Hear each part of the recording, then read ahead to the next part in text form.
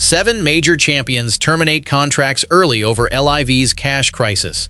This isn't a rumor, it's an evacuation. 7 of golf's biggest names are ripping up their Saudi checks and walking away from hundreds of millions. The cash machine stopped printing, and they are getting out before they lose everything. And honestly, the sheer entitlement makes my jaw drop. Regular golfers are saving for months just to afford a Sunday ticket, yet these spoiled athletes are turning down guaranteed money because their private jet fund might take a hit. It is a complete joke, proving these country club elites care about nothing but the zeros. Revolting against a paycheck while the rest of us struggle to afford a new driver? But look past the frustration. These 7 champions aren't just greedy, they are survivors. They realized the Saudi mirage is a brilliant financial illusion designed to shift all the bankruptcy risk away from the sovereign fund and directly onto the players' contracts. Let me show you how this works, and how 7 major winners got burned by the very checks they cashed. Personally, I think Jon Rahm made the toughest call of his career. Do you blame him for running? Drop your take below. And if breaking down the real business of golf is your thing, you're in the right place. Subscribe. To understand why 7 major champions are running, you have to go back to April 2026. That is when the Saudi Public Investment Fund dropped the news that changed everything. After pouring more than $6 billion into LIV Golf over 4 years, they decided to pull the plug. No more blank checks. No more endless funding. The party was over. Now, $6 billion is not a small number. That is enough to buy every PGA Tour event for a decade. But the Saudis saw zero return on that investment. No television deal that mattered. No massive audience. No respect from the traditional golf world. So they made a business decision. They stopped the money flow. LIV's CEO, Scott O'Neill, scrambled to find new investors. He went public with an emergency request, $300 million. That was the number he needed just to keep the league breathing through 2027. But here is the problem. When you tell the world you are desperate for cash, nobody wants to give it to you. Behind the scenes, lawyers started preparing for something worse. Chapter 11, Bankruptcy Protection. The kind of filing that turns signed contracts into worthless pieces of paper. The kind of filing that means players with $100 million deals become unsecured creditors. That is a fancy legal term for last in line to get paid. And the cancellations started piling up. The New Orleans event? Gone. Then came the big one, the season finale. The team championship in Michigan with its $40 million purse. Canceled. Just like that. 18 events originally planned for 2026. Now they are struggling to finish the season with less than half of them intact. When a league cancels its own championship, you know the lights are about to go out. And the players? They saw the writing on the wall long before the public did. 2 events canceled is a pattern. 7 players all moving at the same time. That is not a coincidence. That is an evacuation. The first name on that evacuation list is Jon Rahm. And if you think this was an easy decision for him, think again. Rahm is a 2-time major champion. He won the US Open in 2021 and the Masters in 2023. When LIV came calling in 2024, they offered him something he could not refuse, $300 million. That is the number that made him the face of the Saudi League. But here is the ugly truth. Rahm signed that contract, showed up to every event, did all the media appearances, and still has not seen a large chunk of that money. Reports say he is still owed more than $100 million in unpaid signing bonuses. That is not a small accounting error. That is a breach of trust. When the PIF announced they were pulling funding, Rahm's team started making calls. They wanted to know if the remaining payments would still come through. The answer they got was not reassuring. The money was frozen. The guarantees were worthless. And suddenly, Rahm realized he was holding a contract that was only as valuable as the league's ability to pay. So he did something drastic. He started using his DP World Tour membership as a lifeline. See, Rahm never fully abandoned the European Tour the way some LIV players did. He kept his status active. That gave him a legal pathway to void his LIV contract. He could argue that the league had failed to deliver on its financial promises, which meant he was no longer bound to them. LIV insiders have reportedly accepted that Rahm is gone. They are almost resigned to losing him. Some have even suggested Rahm is secretly hoping the league files for bankruptcy. Why? Because that would give him a clean exit without any legal battles. just a free walk back to the tours where he belongs. The face of LIV no longer wants to be the face of LIV. If the guy they paid $300 million to lead their charge is running for the exits, what does that say about everyone else? Rahm walking away hurts LIV, but the next name on this list, he didn't just walk, he ran before the door even closed. Brooks Koepka saw this coming before anyone else did. Koepka is a 5-time major champion. He was one of the first big names to jump to LIV back in 2022. He was a founding member of the Saudi experiment, but by the end of 2025, Koepka was already gone. While other players were still defending the league, Koepka was quietly making arrangements to return to the PGA Tour. He used a program called the Returning Member Initiative. It was a one-time exemption designed to welcome back players who had defected to LIV. Koepka took that lifeline and never looked back. Think about the timing. Koepka left LIV in 2025. The PIF did not announce their funding cut until April 2026. That means Koepka knew something was wrong months before the public found out. He had access to information that the rest of us did not. And now, Koepka is already back on the PGA Tour.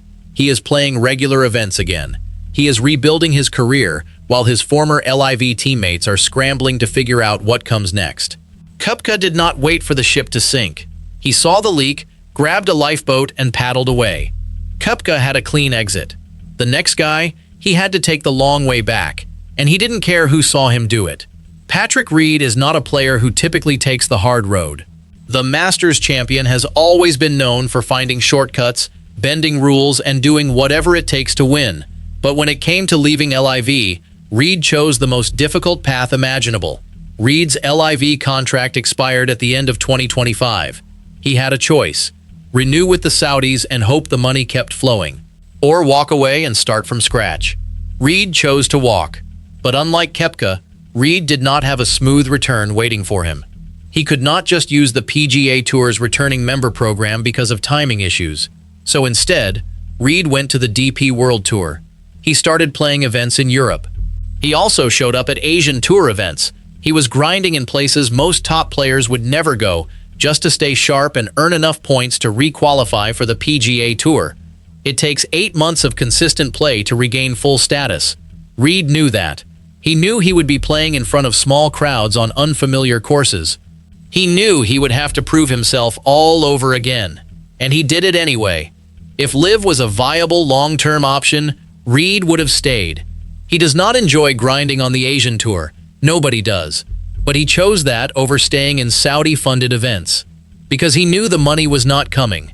He knew the league was on life support. Reed is grinding on the Asian Tour just to stay relevant. But the next player on this list, he's not grinding anywhere. He's disappeared completely. Phil Mickelson was LIV's biggest cheerleader. The 6-time major champion was the first superstar to jump. He was the one who called the Saudis visionaries. He was the one who said LIV was the future of the sport. He was the loudest voice in the room, defending the league against every critic. Now, he is completely silent. Mickelson has not officially terminated his LIV contract. He has not made any public announcements. He has not given any interviews, but he has also not shown up. As of August 2026, Mickelson has played exactly one official event all year. He cited family health issues when he missed the first 2 tournaments, but he never came back. The man who could not stop talking about LIV is now saying nothing at all, and his silence is louder than any press release could ever be. What happened? Simple. Mickelson's contract was front-loaded. He got most of his money early. When the funding stopped, he was not as exposed as players like Rahm. But that does not mean he was happy. Mickelson signed with LIV because he believed in the project. And now he is watching that dream fall apart. Rather than admit he was wrong, rather than defend a sinking ship, Mickelson chose the third option: disappear, avoid the questions, let the noise fade. Mickelson's silence is deafening, but at least he's still getting paid. For now. The next player? He's openly telling the press the league is dead. Martin Kaymer is not known for making headlines. The 2-time major champion has always been a quiet, steady presence in the golf world. That is why his recent comments hit so hard. Kaymer is still an active LIV player. He has not terminated his contract. He has not walked away. But in a recent interview, he said something that shocked everyone. When asked about the season-ending team championship in Michigan, Kaymer said it was extremely unlikely to happen. He openly admitted that the future of the league was uncertain. He basically told the press that LIV might not exist next year. Think about that. An active player is publicly burying his own league. Kaymer is not a rebel. He is not a troublemaker. He is a two-time major champion who keeps his head down and plays golf. If someone like Kaymer is saying the league is dying, you know the situation is dire. Why would Kaymer say something like that? Because he is preparing for the end. He is pre-positioning himself as someone who saw the collapse coming. When LIV finally files for bankruptcy or dissolves, Kaymer can point to his comments and say, "I told you so." Kaymer is saying what the others won't, but the next player, he's not saying anything at all. And that's exactly what makes him dangerous. Dustin Johnson was one of LIV's original big-money signings. The two-time major champion was reportedly paid more than $150 million to join the league in 2022. He was a centerpiece of the Saudi project. Now he is trapped. Johnson's contract is so massive that no other tour can match it. The PGA Tour will not pay him that much. The DP World Tour cannot afford it. Johnson is stuck in a situation where he cannot leave without taking a massive pay cut. But staying means riding the ship all the way down. So what is Johnson doing? He is staying quiet. No interviews, no social media posts, no public statements. He is letting the lawyers handle everything behind the scenes. Rumors have been circulating that Johnson is seeking arbitration. The argument? LIV has failed to provide the contracted number of events. The league cut the season short. They canceled the championship. They reduced the field sizes. Johnson's lawyers could argue that LIV breached the contract first, which would allow Johnson to walk away without penalty. Johnson is not making public statements because he does not need to. His legal team is already working on the exit strategy. The quiet ones are usually the most dangerous. DJ might be the one to sue LIV first, but the last player on this list, he's not suing anyone. He's just waiting for the contract to expire so he can walk. Bryson DeChambeau is the last name on this list. The two-time US Open champion has always been different. He thinks differently. He swings differently. And now he is handling the LIV situation differently from everyone else. DeChambeau's LIV contract expires at the end of this season. He has not terminated it early. He has not filed for arbitration. He is simply waiting. When the season ends, his contract ends, and then he is free. But here is the interesting part. DeChambeau wanted to renegotiate. He wanted a new deal that reflected his value. He wanted more money, more guarantees, more security. And LIV told him no. They could not afford to pay him more. They could barely afford to pay him what he was already owed. When reporters asked DeChambeau whether he would get his remaining guaranteed money, he gave a chilling response. "You know as much as I do." That is not a denial. That is a confirmation. Even Bryson does not know if he is going to get paid. If Bryson walks, LIV loses its biggest young star. The guy who was supposed to be the future of the Saudi project is now preparing to leave. Bryson's ambiguity says everything. But what happens when all 7 are gone? That's where the real story begins. The legal battles are only just starting. Lawyers are drafting papers. Arbitrators are being contacted. And when the first lawsuit hits, the floodgates will open. The legal mechanism these players are using is called material breach.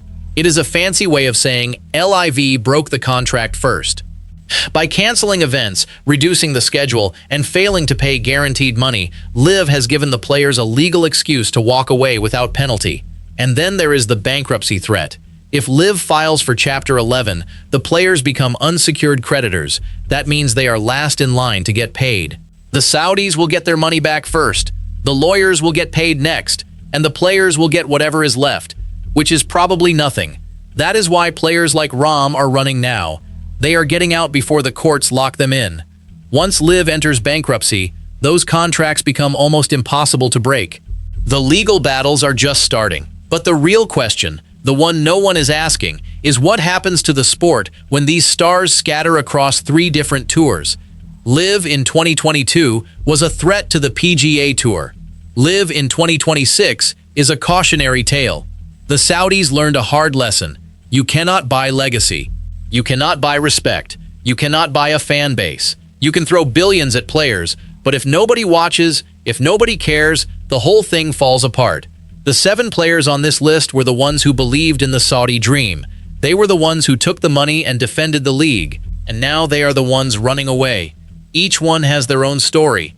Each one has their own reason, but they all share one thing in common. They all realized the money was never real. Rahm ran from a broken promise. Koepka saw the leak and jumped. Reed took the long way back. Mickelson disappeared in silence. Kaymer buried the league in public. Johnson is quietly lawyering up, and Bryson is simply waiting for the clock to run out. 7 names, 7 reasons. 1 collapse. The LIV era is over, but the chaos it created, that is just getting started. Personally, I think the 7 players made the only decision they could. When the money stops, you stop. Do you agree? Tell me below. And if no one in golf media is asking the real questions, that is exactly what this channel is for. Subscribe and stay ahead of it.